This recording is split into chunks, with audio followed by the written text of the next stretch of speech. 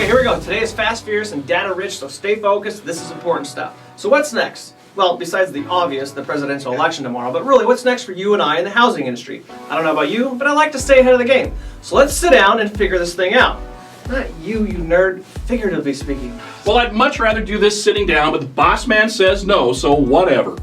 Anyways, let's look at where we are right now. Rates are extremely low thanks to the Fed. Inventory is way down. New home inventory specifically is at a 50-year low. First-time buyers are making up a third of the market. Jobs and unemployment seem to be getting better. And lastly, echo booms are apparently happening in places like Arizona and California. Now, we went pretty fast there, so let's break those down real quick, starting with the echo booms. Now, I wouldn't believe it if I didn't see it with my own eyes, but take a look at Phoenix, for instance. They have seen a 29% increase year over year in median sales price.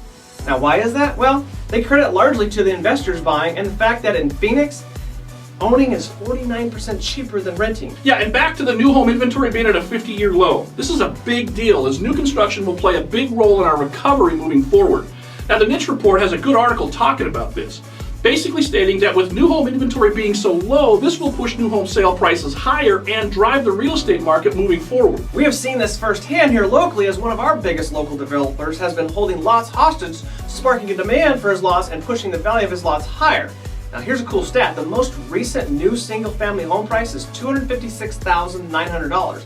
That is only 1% away from the peak that was reached in 2006. Take a look at this month's home value forecast. Top metro areas, Seattle, Bellevue, Everett, Washington. Our backyard is numero uno. Yeah, tweet that. Followed by, well, you can read for yourself. Now, I think we still have some REO inventory to get through, but this too seems to be drying up, with serious delinquencies dropping hard to only 3.4%, almost half from the peak of the worst. Many experts feel that REO inventory will continue to drop for various reasons, most notably due to the fact that lenders finally figured out that short selling is a better option in most cases versus foreclosures. Lenders now have been seen sending out short sale offer letters at the very first sign of trouble. Now, how about them jobs? Well, apparently 171,000 jobs were created in October. We say apparently because the jobs report from Friday was released right before the election day, and lately the jobs and unemployment numbers have been cooked, if you get my drift for some reason. We're not going to speculate why, but you guys can chime in below and let everyone else know why you think they've been cooked. Hint, it may have something to do with the election. Now, let's just say that these numbers are indeed accurate. Well, then that's a good sign for the real estate industry. Really good, in fact. More than most of you know.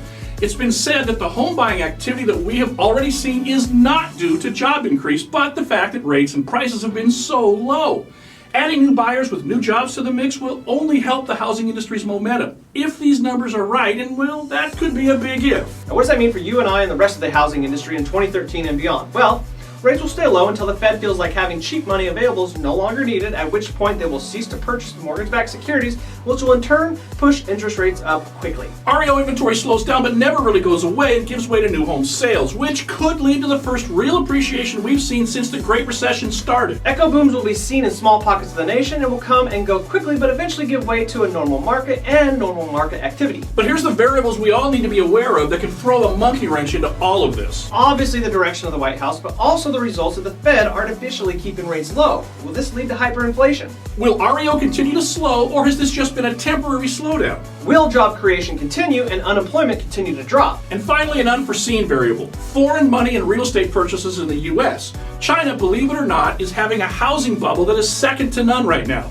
It's going so well right now that their government's placed a 15% tax on property purchases by foreigners. This has left to foreigners purchasing property in places like California, where they have access to high-quality universities and prime neighborhoods.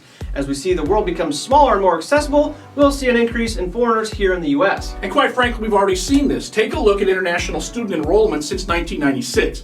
A huge increase, and the trend will only continue. Housing and education go hand in hand. International students are graduating, finding jobs, starting families, and purchasing homes. This will be key moving forward for the industry. What do you guys think about the future of the industry? Are we off, or do you agree with what we presented here? Let us know down below, and we'll see you next week.